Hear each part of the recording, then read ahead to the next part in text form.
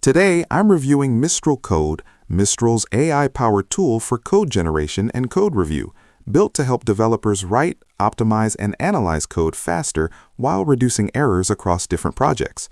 One of its main strengths is broad multi-language support, working with languages like Python, JavaScript, Java, and Go, and seamless integration into popular editors and developer tools to provide real-time suggestions and reduce context switching.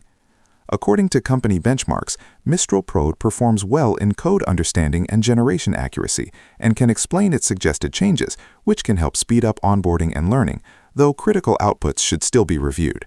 Real-world developer feedback indicates that Mistral Code is generally fast and useful for routine refactoring and boilerplate generation, but users report occasional hallucinations or suggestions that don't fully match existing code architectures. Another review emphasizes that while Mistral Code can shorten review cycles and automate repetitive tasks, it works best alongside human code reviews and CI/CD checks, as AI may miss deeper architectural or context-specific issues.